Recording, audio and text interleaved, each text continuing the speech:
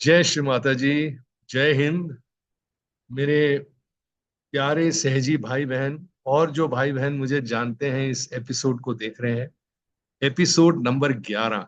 जैसे कि आप जानते हैं कि 11 नंबर क्या महत्व रखता है हमारे सहज योग के जीवन में। है 11 रुद्र और 11 ऐसे कई किस्म के उदाहरण श्री माता जी ने दिए हैं हमें। ये कितना इम्पोर्टेंट नंबर है हमारी लाइफ में। और आज एक कहने को तो मैं कहूंगा कि बहुत ही ऑस्पिशियस दिन है, क्योंकि इसी महीने मेरी जन्मदाई माँ का जन्मदिन है और 27 तारीख को है। और शायद इसी दिन ये वीडियो भी रिलीज होगा। तो मैं उनको आज एक श्रद्धांजलि अर्पित करना चाहूंगा कि उन्होंने मेरे जीवन में जो बहार लाई और मुझे मेरी आध्यात्मिक माँ से पूर्णतया जोड़ा है संगीत और कविता के द्वारा। मैं उनका बहुत बहुत आभारी हूँ, मेरी अपनी प्यारी माँ। तो इस एपिसोड में मैं ये पहले कहना चाहूंगा आपसे कि पिछली बार हमने एक आपको कवाली सुनाई थी कि वक्त आया है कि अब माँ की शरण है आना। तो ये एक ऐसी कवाली थी जो माँ की कृपा से मेरे अंदर से बह गई। और इसको सबसे पहले श्री माता जी ने एक देवी पूजा में, इंडिया टूर में, कोल्हापुर में या मेरे ख्याल नजदीक में कहीं एक पूजा हुई थी, जहाँ श्री माता जी ने मुझे बुलाया था। और ये अभी ताजी ताजी मैंने लिखी थी। और जैसे कि श्री माता जी को पहले से पता चल जाता था कि कोई नई ना कोई कविता बन गई है, तो उन्होंने मुझे कहा कि आप पूजा में वही गाइए जो आपने लिखा है। तो ये गाना 1987 में उस पूजा में मैंने गाया था। और मैं उस समय महाराष्ट्र टूर फॉरेनर्स के साथ कर रहा था। और मेरे को जहाँ तक याद है, कोई ट्रेन चली थी दिल्ली से, और उसमें हम सब लोग भजन गाते एंजॉय करते गए थे। और वो पूजा में मैं जहाँ जहाँ फॉरेनर्स रहते थे वहाँ मैं रहा था। और वो मुझे उसका पूर्ण अनुभव है कि कैसे हमारे विदेशी भाइयों ने हमारी धरती को अपनाकर और उसको अपने जीवन में सहज योग को कैसे उन्होंने धारण किया। और श्री माता जी के प्रति किस तरह उनके अंदर इतना प्रेम और इतनी श्रद्धा पैदा हुई, वो मेरे को अपनी आंखों से देखने को मिला। और वो मेरे फॉरेन भाई बहन मेरे इतने अच्छे दोस्त बन गए कि आगे के कई सालों में हम लोग, जब मेरा विदेशी दौर हुआ, तो हम साथ रहते थे और बहुत एक दूसरे को एंजॉय करते थे और बहुत प्रेम बांटते थे आपस में। तो वो जो समय था, ये जो मैंने गुरु तत्व पे बनाया था, श्री माता जी को बहुत अच्छा लगा और माँ ने कहा कि इसकी बढ़िया सी कवाली बननी चाहिए। मगर ऐसा कुछ संजोग हुआ कि आगे इतने भजन बनते गए कि ये पीछे ही रह गया। और फिर श्री माता जी के उस कार्य को जो माँ चाहती थी कि मैं करूं, वो हुआ जब मेरे संपर्क में ये बेटा आया माँ का। ये बेचारा 90% ब्लाइंड था। मैं इसको बुधादित्य के नाम से जानता था। और बाद में उसने नाम अपना आदित्य सहजी रख दिया। ये शायद सन 1900 सर 2014 की बात है, मैं बहुत आगे निकल गया हूँ। पर मुझे उस समय ये भजन मैंने उसके साथ 14 या 15 में हम लोगों ने रिमोट में तैयार किया। वो बच्चा मेरे पता नहीं कैसे मेरे जीवन में आ गया। उसको कुछ तकलीफ हो रही थी अपने घर से, और वो मुझसे मदद मांग रहा था। और उसको पता चला मैं भजन गाता हूँ, तो उसने बताया कि मैं भी गवैया हूँ। तो फिर मैंने उसके बारे में जाना। हम लोग खूब बातें करते थे रोज फोन पे, और कई तरीके आजमाते थे कि हम उसको उस तकलीफ से वहां से निकाल कर उसको सेटल कर सकें, ताकि वो अपने संगीत को पूरी तरह जमा ले। और सच बताऊं तो जब मैंने 2017 में अपना एनजीओ स्टार्ट किया था, इमैकुलेट आइडियल ह्यूमन फाउंडेशन, उस समय इसी बच्चे का सबसे हमने अपने एनजीओ के द्वारा सब पहली वो करी थी, जब इसका हमने दिल्ली में एक संगीत का कार्यक्रम आयोजन किया। और फिर हमने उसकी मदद से, जब वो दिल्ली आए, तो हमने स्टूडियो में ये पूरा का पूरा गाना तैयार किया। और वो यही भजन है, यही कवाली है जो उसने खुद सारा संगीत उसका दिया और अरेंजमेंट भी सारा किया। रिकॉर्डिंग भी उसने काफी कलकत्ते से करके भेजी मुझे, और यहाँ के स्टूडियो में फिर हम लोगों ने उसको मिक्स किया। और मैं चाहूंगा कि आप पूरा का पूरा सुनिएगा, क्योंकि इसमें इतना चैतन्य है कि मैं तो सुनते ही खूबी तरह से खूब गुम जाता हूँ, और बिल्कुल ध्यान में चला जाता हूँ, चैतन्य का आनंद लेता हूँ, जैसे कि आप भी ले पाएंगे। तो अपर्णा जी, आप इसको जरूर भजन को पूर्णतया चलाइएगा इस प्रोग्राम के बाद। आज मैं, जो 11वां एपिसोड है, मैं I want to dedicate to my mother, मेरी माँ। और मैं अपनी माँ को उन शब्दों से याद करना चाहता हूँ कि माँ, आपने मुझे श्री माता जी के चरण स्पर्श कैसे करने हैं सिखाया। आपने मुझे वो कविताओं का शुरुआत दिया जिनको मैं पूरा कर सका, और जिनको माँ ने बहुत चाहा, और बताया कि आप कौन है मेरे जीवन में। और उससे जो मेरे अंदर पूर्ति आई, जो कमी थी मेरे जीवन में, जो मेरी माँ ने मुझे दी। और आप देखिए कि सबकी माएं बच्चों के लिए क्या करती हैं। ये एक ऐसा बंधन है माँ बेटे का कि समझाने नहीं समझाया जाता, ये महसूस किया जाता है।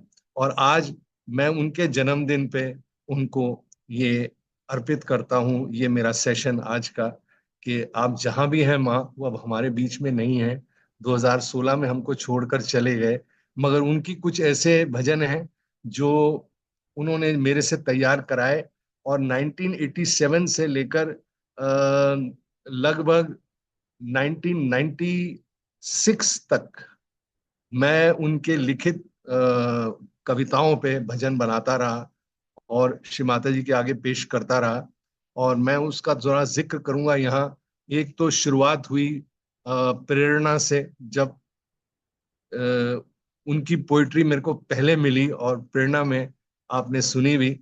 और उसमें एक और भजन है, प्रेम पगी पग मग में धरी, निर्मल माता अब आई हो, हर पल हर कण गौरव में धुली, बहार ऐसी पुरवाई हो।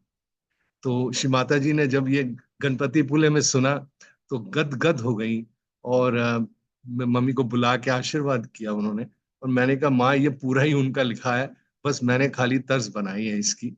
और इसी तरह फिर ये गाना फिर से रिकॉर्ड हुआ, और ये यूट्यूब में काफी मशहूर है। तो अपर्णा जी उसका भी एक अंश आपको चला के देंगे।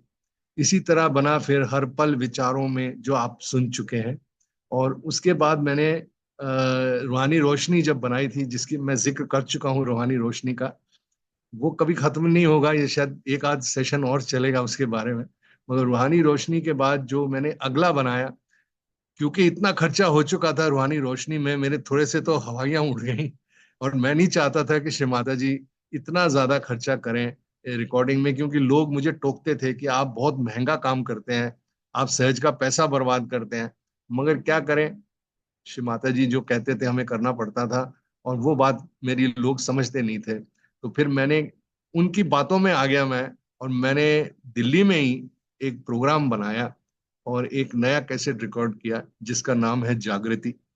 और उसमें मैंने एक प्राइवेट, मेरा एक दोस्त था, ब्लाइंड स्कूल में पढ़ता था, उसने मेरे पहले दो कैसेट्स बनवाए थे। म्यूजिक में बड़ा अच्छा काम करता था, पीची नाम था उसका। और उसने मेरे पहले दो कैसेट्स, रूहानी रोशनी वन, सॉरी, जो दो पहले वाले कैसेट आए थे मेरे, आदिशक्ति पूजन 1 और 2, वह उसने संगीत दिया था। जो मैंने बताया था कि बहुत सस्ते में मेरे काम हो गया था, वह ब्लाइंड स्कूल के किसी रिकॉर्डिंग स्टूडियो में, पहाड़गंज में, दिल्ली में, किसी रिमोट गली में जाके रिकॉर्ड किया था। 3 दिन लगातार 8 8 गाने हर दिन किए थे। मैं वापस उसके पास गया, मैंने कहा देखो ये क्वालिटी रूहानी रोशनी से अब बन के आई है, श्री माता जी को ऐसी क्वालिटी चाहिए। तो वो फिर मेरे को कहने लगा कि मेरे को श्री माता जी के आगे बजाने का मौका मिलेगा। मैंने कहा क्यों नहीं मिलेगा, श्री माता जी आती रहती थी दिल्ली। तो ऐसा ऐसा कुछ श्री माता जी का आशीर्वाद उस बच्चे को मिला कि मैं एक पब्लिक प्रोग्राम में उसको लेके गया दिल्ली में, जहां हमारी चीफ मिनिस्टर शीला दीक्षित भी आई थी। और वो दिल्ली के बहुत बड़े मैदान में हुआ था, डिलाइट सिनेमा के सामने। और वहां पे बहुत पब्लिक आई थी, 10,000 लोग आया था। और श्री माता ने मुझे कहा कि आपको यहाँ पे संगीत संभालना है। तो वो पीची ने वो फिर वहां पे अपना कैसियो बजाया, और श्री माता जी ने सुन के इतनी खुश हुई कि मुझे कहने लगी कि इसको हम लेकर जाएंगे, आपकी टीम को लेकर जाएंगे विदेश। तो फिर वो बच्चे को इतना आशीर्वाद मिला कि मुझे लगा कि अगला कैसेट अब मैं दिल्ली में इसी से बनवाऊंगा। तब हमने जागृति कैसेट का निर्माण किया, और जागृति कैसेट में मेरी मम्मी ने कई भजन मुझे लिख के दिए, जिनमें से एक बहुत ही उम्दा भजन है, अ, दूर गगन की छांव में आशा की किरण लहराई है, प्यार की ठंडी आग ये सुगंध सामूहिक लाई है। तो इसमें मैंने और मम्मी ने बैठ के इसको तैयार किया था, और श्री माता जी को बहुत अच्छा लगा ये भजन। और खास करके जिस तरह से उसने इसकी रिकॉर्डिंग की है पीची ने, आप जरूर सुनिएगा, इसका भी एक अंश अपर्णा आपको सुनाएगी। आज मैं कम बोलूंगा और संगीत ज्यादा सुनिएगा कि ये कैसे कैसे ऐसे मौके लगे हम लोगों को कि हम संगीत की दुनिया में आगे उभरते गए श्री माता जी के आशीर्वाद से। और ये जो जागृति कैसेट है ये बहुत पॉपुलर हुआ हमारे फॉरेनर्स में, क्योंकि अब तक जागृति के पहले एक और कैसेट आ चुका था, सहज साधना। सहज साधना भी बॉम्बे की रिकॉर्डिंग थी। तो बॉम्बे के दो बड़े बड़े रिकॉर्डिंग होने के बाद मेरे अंदर आया कि मैं अब इतनी अच्छी रिकॉर्डिंग जो बॉम्बे वाली पर कम खर्चे में, श्री माता जी पे दबाव ना डालूं कि और खर्चे का पैसा दें। मैंने अपने जो मुझे माँ से वापस मिलता था कैसेट से या गणपति पुले की सेल से, वो पैसा श्री माता जी चाहती थी कि मैं अगले म्यूजिक के लिए रखूं और उसको लगाऊं, और किसी से कुछ मांगू नहीं, खास करके अपने मम्मी पापा के ऊपर बोझा ना डालूं। तो उन्होंने कहा कि आप जो रिकवरी करेंगे आपके कैसेट की सेल से, जो गणपति पुले में होती है या विदेश में होती है, ये सब कैसेट विदेश जाया करते थे। इसका भी मैं अलग से आपको जिक्र करूंगा आगे के एपिसोड्स में, जब हमारा विदेशी टूर कैसे शुरू हुआ और कैसे विदेश में हमारे जरिए निर्मल संगीत सरिता के जरिए सहयोग का फैलाव हुआ, और वह कम से कम 14 साल चलता रहा। तो 14 साल का सफर थोड़ा लंबा जाएगा, खींच खींच के याद कर करके मैं आपको ऐसे ऐसे किस्से सुनाऊंगा कि आपको आनंद आएगा, और आप जानिएगा कि जब श्री माता जी थे वहां पे तो कितने चमत्कार होते थे। इतने मतलब आज की दुनिया में अगर ये होने लगे तो आप समझ लीजिए कि आज हम उस स्थिति को पा गए, पर श्री माता जी के सामने जब हम होते थे तो वो स्थिति हमें तुरंत मिल जाती। यही बस कमी थी, कमी है आज और उस समय की, कि उस हम जो माँ के आगे रहे हैं, माँ हमको स्थिति में बैठा देती थी और हम वो चीजें देख पाते थे या वो चीजें आजमा पाते थे, उनको महसूस कर पाते थे, जो फिर आज बहुत ध्यान अवस्था में जाके, और मैं कहूंगा कि निर्विकल्प या तुरीय अवस्था में हम उसको आज की दुनिया में महसूस कर सके।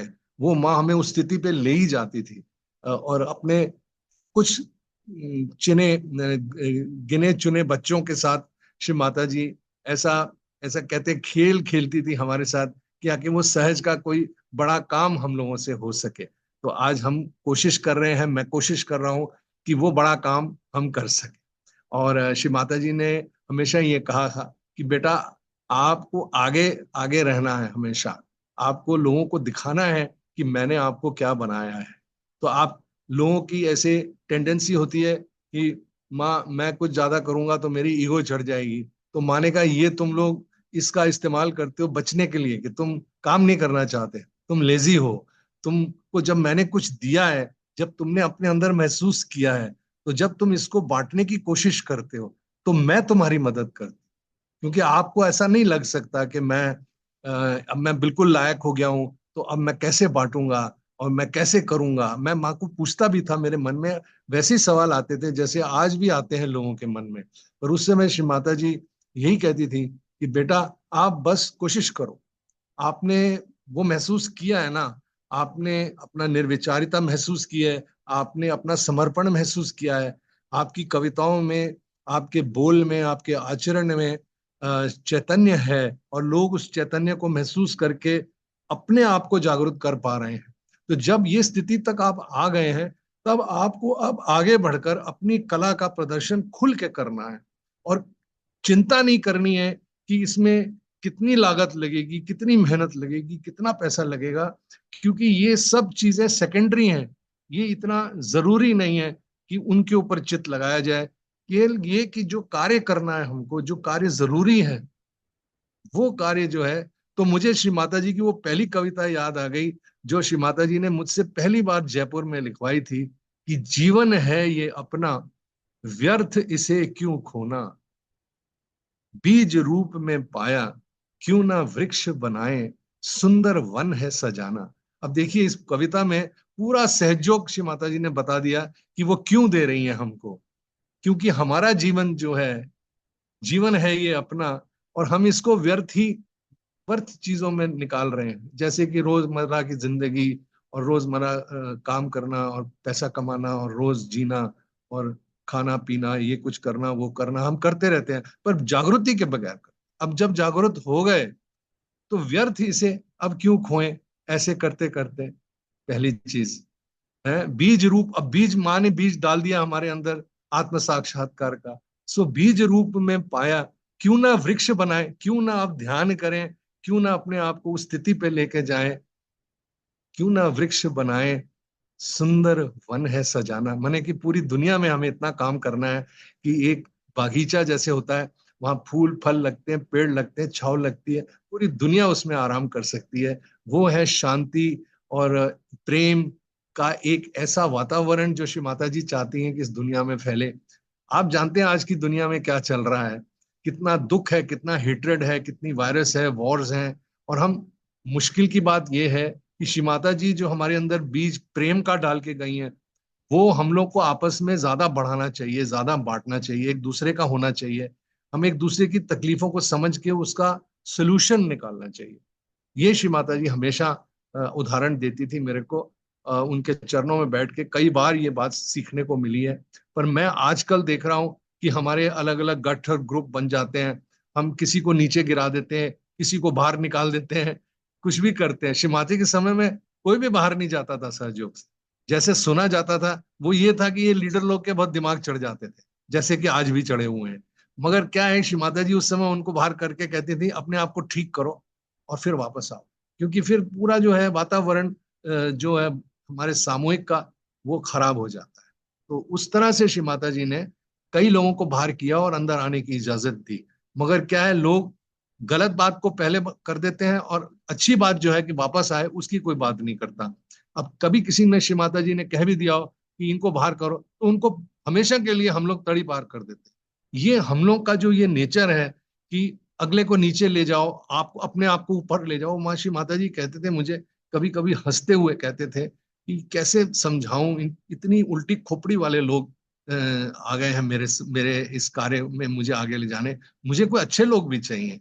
तो श्री माता जी ने फिर हमेशा कहना कि देखिए मैंने तो सहयोग पूरी सारे विश्व के लिए खोला हुआ है, तो इसमें हर किस्म का इंसान आएगा। मगर जो इसको, इस पकड़ को समझ ले, सहज की असली पकड़ क्या है, कि केवल प्रेम है, केवल जुड़ना है, केवल भाईचारा है, उसके अलावा कुछ नहीं है हमारे जीवन। और एक चीज और उनके चरणों में बैठ के मैंने सीखी थी कि श्री माता जी ने हमेशा कहना कि आप एक आदमी को एक महीने में आत्म साक्षात्कार दीजिए और उसके ऊपर चित लगाइए, उसका फोन नंबर लीजिए, उससे मिलिए, उससे बातचीत करिए और उसको खड़ा कीजिए। और अगर आप, हर सहजी एक महीने में एक आदमी को खड़ा करता है और 12 महीने में 12 आदमी को खड़ा करता है और उनके साथ संपर्क रखता है और लगातार जितने साल वो सहयोग करता है, अगर उतने सहयोगी एक सहयोगी तैयार कर दे तो पूरी दुनिया में सहयोग फैल जाएगा। और सभी के वो खड़ा होके उनको उनको पैरों में खड़ा करेगा और उनको गाइड करेगा। और देखिए कि जो आदमी कर रहा है वो नहीं जानता है कि उसको कितना करना चाहिए, मगर वो, अगर वो चेष्टा करता है, अगर वो कोशिश करता है, तो श्री माता जी कहती हैं कि मैं मदद भेजती हूँ। मेरे गण, मेरे जो देवी देवता हैं, जिन जो बैठे हैं मेरे कार्य के लिए, वो तुम्हारी मदद कर। और इसी तरह कभी कभी बोलते बोलते मुझे पता ही नहीं चलता मैं बोल क्या रहा हूं और मेरे अंदर से शब्द निकल जाते हैं। इसी तरह आप लोग जब काम करना शुरू करेंगे, लोगों की मदद करना शुरू करेंगे, तो आप देखेंगे कि कैसे माँ मदद करती है और कैसे वो लोग खड़े होते हैं। और जब आप अपने आगे ये वृक्ष खड़े करते हैं, जिससे माँ कहा था कि बीज रूप में पाया, सुंदर वृक्ष है बनाना और सुंदर वन है सजाना। तो वो वृक्ष जो हमको एक एक करके बनाना है, वो ये सहज योगी है। और मेरे मेरे अंडर, मुझे गिनती है नहीं कि 40 साल के सहयोग में न जाने कितने हंड्रेड्स ऑफ लोग मैंने ऐसे कोशिश करके खड़े करे हैं, और आज भी वो मेरे साथ है, जो आज मुझे सपोर्ट करते हैं, क्योंकि वो मुझे दिल से जानते हैं कि मैंने उनको किस कार्य के लिए ये सहयोग का ज्ञान दिया है। माँ की कृपा से उनको खड़ा करा है। आज वो, मैं भी ऐसे ही खड़ा हुआ था डॉक्टर निगम के कोशिश से। डॉक्टर निगम ने इतनी मेरे पे मेहनत की, इतना समय दिया, इतना साल लगाया, और आज मैं उनको शत शत नमन करता हूँ। मैं उनको मेरे आका करके बुलाता हूँ। तो इस तरह से हम लोग का ऐसा पक्का रिश्ता है सहयोगियों का, जो परिवारों में नहीं है, खून का रिश्ता उससे भी बढ़कर है। तो पता नहीं मैं आज ये बात क्यों इतने दिल से कह रहा हूँ, क्योंकि मेरी मम्मी मुझे इस बात के लिए बहुत आशीर्वाद देती थी कि बेटा तुम वो कर रहे हो जो माँ ने तुम्हें कहा है। क्योंकि हमारा रिश्ता माँ से डायरेक्ट है। कोई इंसान हमें बता नहीं सकता कि हमें सहयोग कैसे करना है, और उसको पूछ के हम कुछ करें। अगर सहज के बारे में कुछ भी करना है, आपको अपनी जागृति पे भरोसा करना चाहिए। और जो माँ ने अगर आपको कुछ कहा है, तब तो फिर कोई सवाल ही नहीं उठता कि कोई आपको रोके। मगर मैंने अपने जीवन में देखा है कि लोग मेरे कार्य को भी रोकते हैं। मैं 2 फिल्में बना रहा हूं तो उसको देखने से रोकते हैं, उसमें आके मेरी मदद करने से रोकते हैं। मगर अब मैं क्या करूं इन लोगों के बारे में, ये तो वही जाने। जो वो कर रहे हैं, वो अपने आप गण और जो हैं उनके माँ के देवी देवता, वो उनको ठीक करेंगे। आहिस्ते आहिस्ते मेरा ख्याल है सबको होश आएगा कि वो ये करना ठीक नहीं है। हम सबको एक दूसरे को अपनाना है। देखिए, जो अच्छा काम कर रहा है उसके लिए आपको जुड़ना है। और मैं बहुत बहुत आभारी हूँ मेरे उन भाइयों बहनों के लिए कि जिन्होंने आगे बढ़कर मेरे संगीत को, मेरे प्रोग्राम्स को, या फिल्म को देखने और दिखाने में मेरी मदद की है। क्योंकि वो भी जानते हैं कि उनको कितना अच्छा लगता है। क्योंकि जितने लोगों को मैंने खड़ा किया है, उसके पीछे अगर मैं अपने आप को देखूं तो मेरे को कितनी संतुष्टि मिलती है, कितना मुझे आराम मिलता है, कितना चैन मिलता है, कितना आनंद मिलता है, कितना जॉय मिलता है, उसकी कोई तुलना नहीं कर सकता। तो ये सहयोग है हमारे लिए का। तो आप समझिएगा कि मैं अपने तजुर्बे से आपको ये बता रहा हूँ कि मैंने ये पाया है माँ से। और मैं आपके सामने जो अपनी कहानी भी आज बता रहा हूँ, वह इसी संदर्भ में बता रहा हूँ कि जो जो वक्त मैंने माँ के चरणों में सीखा, चाहे उससे भजन बने, चाहे गाया, चाहे माँ के साथ कुछ ऐसे हादसे हुए, मैं वो सब आपके आगे इन एपिसोड्स के द्वारा आहिस्ते आहिस्ते वितरित कर रहा हूँ। तो आप लोग जरूर सुनिएगा और आप इसका आनंद उठाइएगा, और आपको अच्छा लगे तो हमारे प्रोग्राम को लाइक कीजिएगा। और दूसरी बात है कि आज मेरी मम्मी का मैं जन्मदिन पे उनको याद करते हुए आपके सामने वो भजन जो मेरी माँ के लिखे हुए हैं, वो आपके सामने पेश होंगे 2-3, और फिर वो पूरी की पूरी कवाली चलाई जाएगी। तो आज के इस एपिसोड में मैं इसको यहीं पे खत्म करता हूँ, ये आप लोगों से विनती करते हुए कि थोड़ा रुक जाइए, अभी बहुत बताना है। पीछे की कुछ बातें याद आ जाती हैं, फिर आगे मुझे आपको विदेशी टूर के बारे में बताना है। रूहानी रोशनी कैसे कैसे हम लोगों ने फाइनली कंप्लीट की, उसमें क्या क्या मिरेकल्स हुए। और रूहानी रोशनी के बाद फिर जागृति, फिर सहज साधना, फिर मेरा कैसेट निकला था संतुष्टि, फिर संतुलन। और मैं अभी तो 2-3 भजन ही दूंगा। अगली बार मैं इनमें से कुछ और भजन अपनी मम्मी को श्रद्धांजलि देते हुए और भी चलाऊंगा। और आपको फिर म्यूजिकल टूर जो हमारे 1988 में श्री माता जी ने शुरू कराए थे, उसमें कैसे श्री माता जी ने मेरे को ट्रैवल एजेंट बनाया, शायद मैंने उसके बारे में बात की थी। वीजाज करके और लोगों को ले जाना विदेश, और लोगों को इधर से, विदेश से लोगों को इंडिया लाना, ये भी काम श्री माता ने मुझे सौंपा था। और श्री माता जी की टिकट कराई थी मैंने। और फिर वो बहुत देर चला दौर मेरा। फिर मैं 30 साल जो है उसके बाद एक ट्रैवल एजेंट और एक टूर ऑपरेटर बन के मैंने अपना जीवन व्यतीत किया। तो आगे की कहानी अगली बार एपिसोड नंबर 12 में रखूंगा। अब आपसे विदाई चाहता हूँ। जय श्री माता जी, जय हिंद।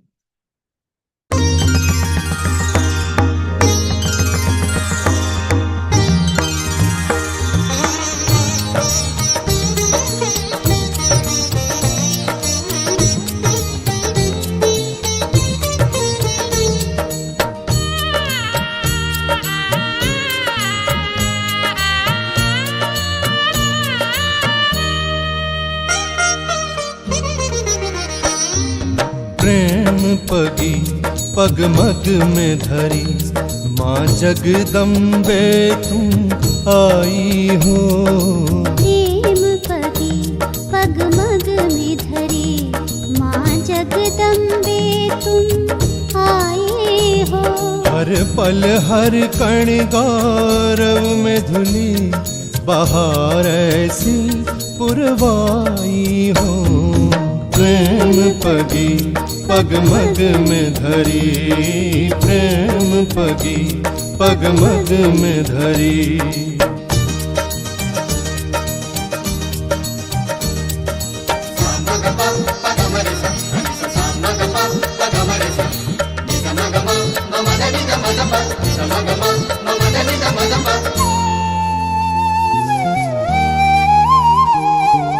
भव्य भागों में भूमि पर, भव्य भागों में भूमि पर भ्रमण भरपूर करती हूँ। भ्रमण भरपूर करती हूँ। धरा पे धरी चरण राधा, धरा पे धरी चरण राधा। चैतन्य वसुंधरा करती हूँ। चैतन्य वसुंधरा करती हूँ। अनुकंपा की तारों से बंधे, सौंदर्य में लिपटे जाते हैं। अनुकंपा की तारों से बंधे, सौंदर्य में लिपटे जाते हैं। ममतामयी माता पाकर हम धन्य धन्य हो जाते हैं। प्रेम पगी पगमग में धरी, प्रेम पगी पगमग में धरी।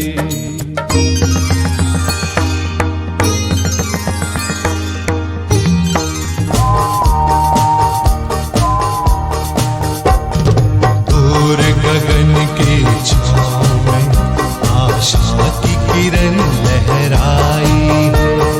दूर गगन के छाँव में आशा की किरण लहराई है। प्यार की ठंडी आग ये,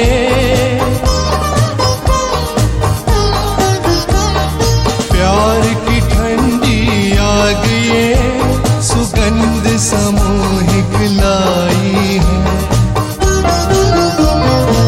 दूर गगन के छाँव में आशा की किरण लहराई है।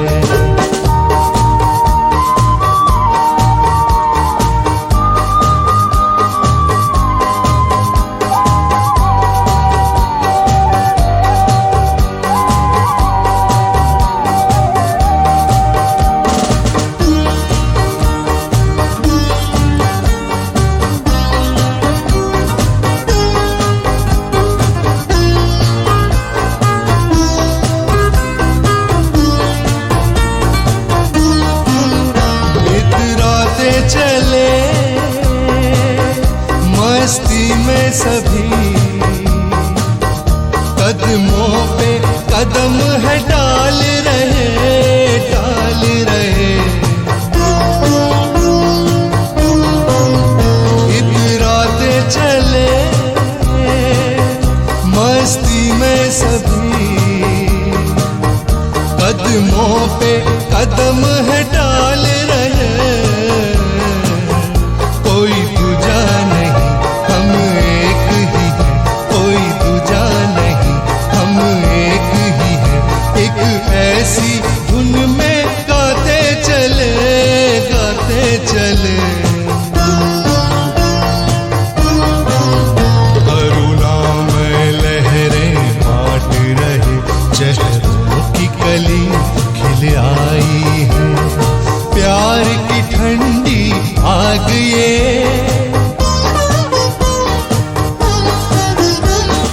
प्यार की ठंडी आग ये, सुगंध सामूहिक लाई है। दूर गगन की छाँव में आशा की किरण लहराई।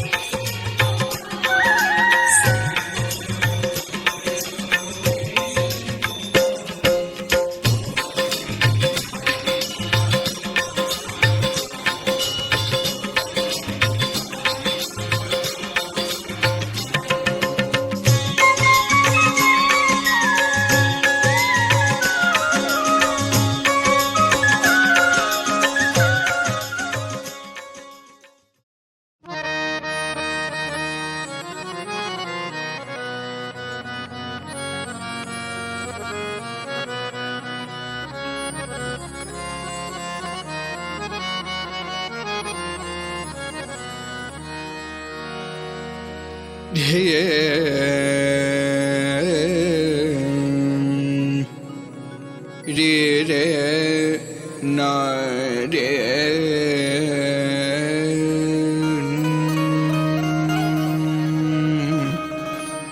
रे रे ना रे ना ए ना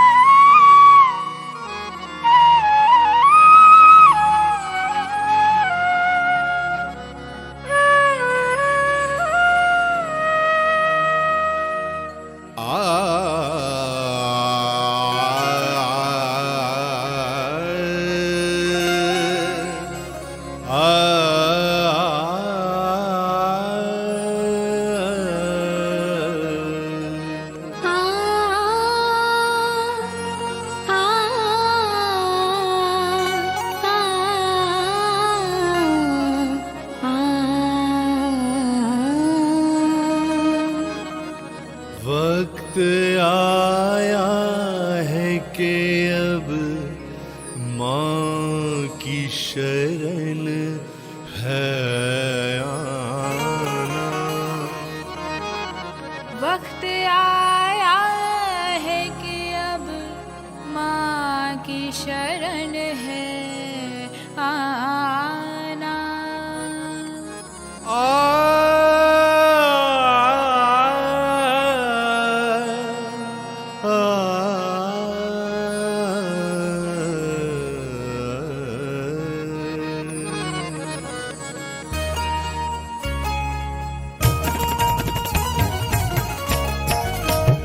वक्त आया है कि अब माँ की शरण है आना। वक्त आया है कि अब माँ की शरण है आना। हम अनजाने जमाने की कशिश रखते थे, हम अनजाने जमाने की कशिश रखते थे।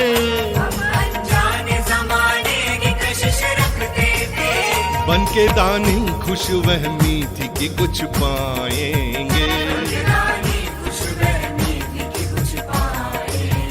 अपने होशो हवाज खो के कहीं गुम गए थे, अपने होशो हवाज खो के कहीं गुम गए थे।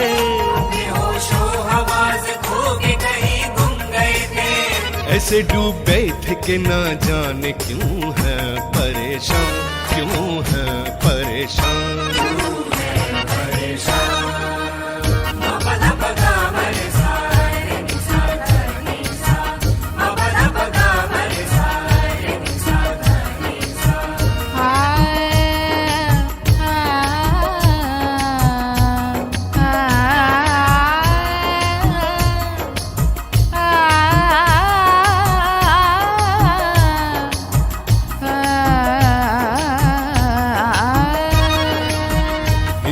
लम्हा सकूं का पान के लिए, जिनको माने थे गुरु उन्हीं की दर पे रुले।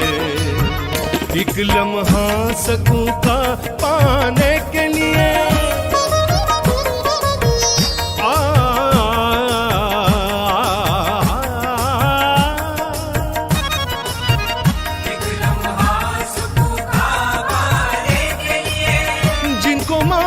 थे गुरु उन्हीं की दर पे थे रुले।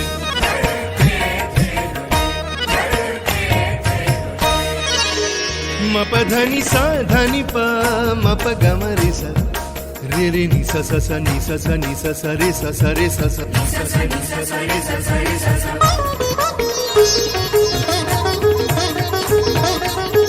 साने धने सरे गा साने धने सरे नि सा धने प म भ नि नि प ग म ग नि नि प ग म रे सा नि सा रे ग रे ग म प म प द ता दा दा दा नि नि प म भ द नि सा नि ध नि सा रे ध नि ध रे सा रे नि सा नि ध प म प द नि सा नि नि नि नि नि नि नि सा नि नि सा नि नि सा नि नि सा नि नि नि नि नि नि सा। एक लम्हा सकूं का पाने के लिए,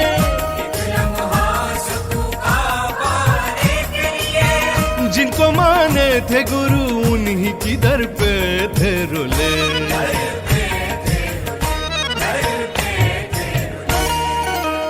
कुछ न पाया कुछ न पाया, नहीं कुछ बदला जीवन अपना।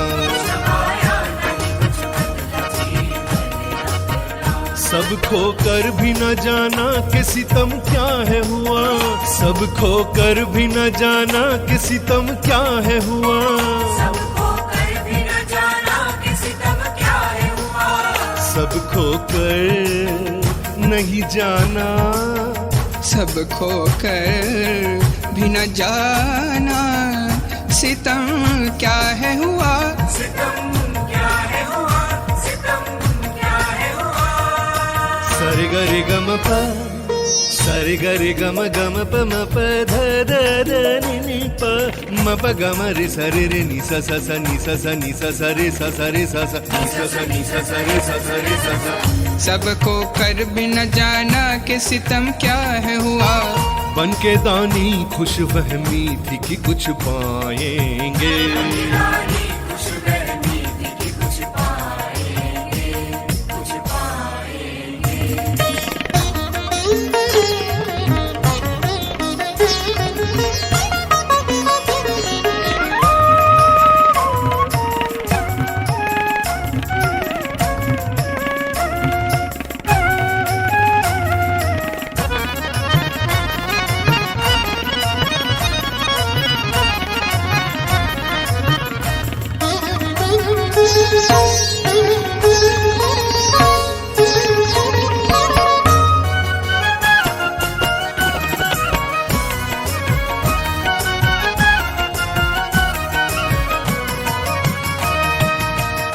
रोके बिलखे तो ममता ने स्वयं सहलाया, माँ से जाना कि गुरु कोई नहीं है अपना। मा बदा नि सा नि नि नि नि नि नि सा रे नि ध ध नि प मा प नि प ग म रे सा नि नि प ग म रे सा मा प नि प मा नि प प नि प मा नि प मा नि प मा ब ध नि सा नि ध नि सा रे ध नि सा रे ग ग म रे प ग म रे सा नि सा ग म रे सा नि सा ग म रे रे नि नि सा।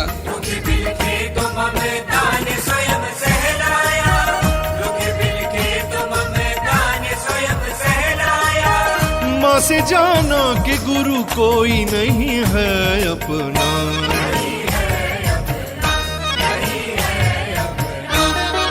निनी पा निनी निनी धनी नि पा गा मरे सा निनी निनी धनी नि पा गा मरे सा।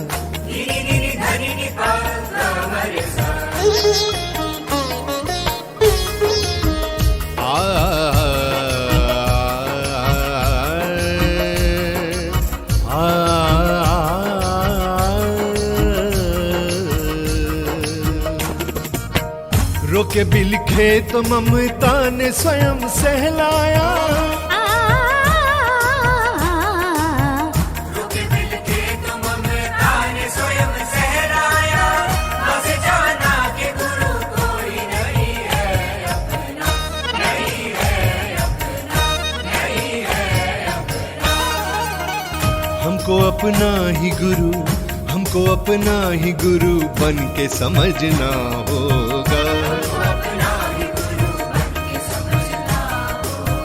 अपने सागर की ही सीमा से गुजरना होगा, अपने सागर की ही सीमा से गुजरना होगा, अपने सागर की सीमा से, अपने सागर की सीमा से गुजरना होगा, गुजरना होगा, गुजरना होगा।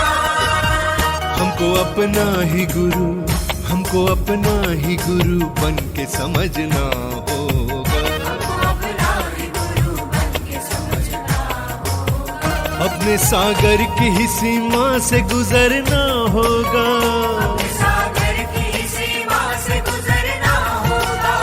वक्त आया है कि अब माँ की शरण है आना, आया है कि अब माँ की शरण है आना।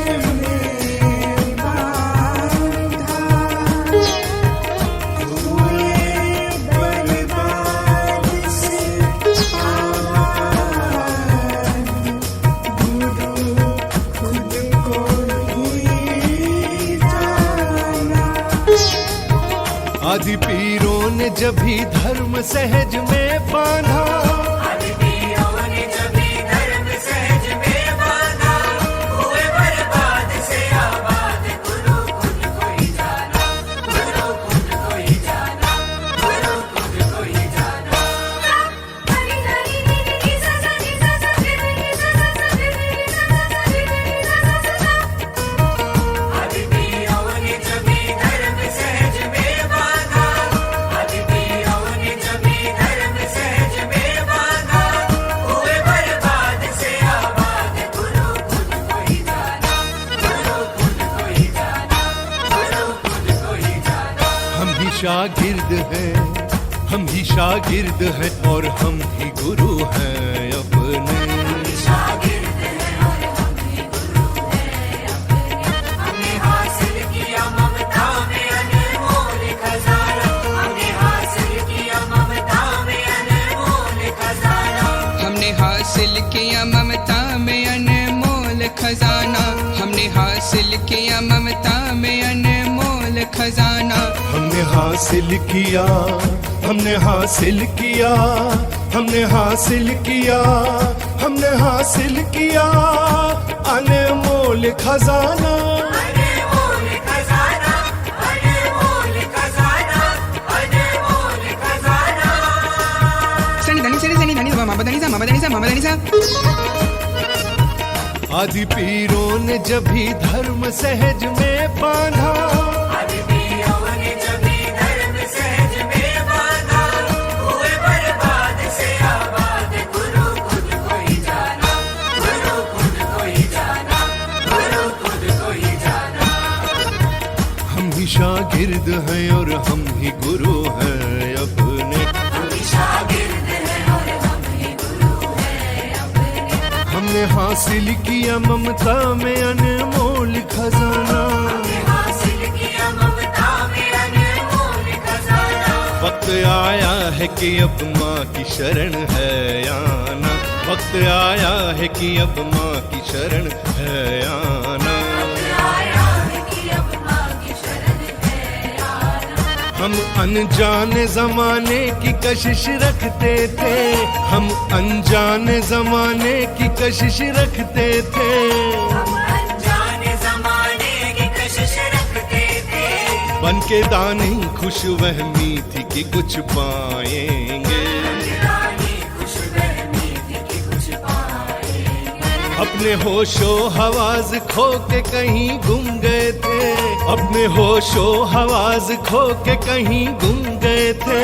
अपने होशो हवास खो के कहीं गुम गए थे।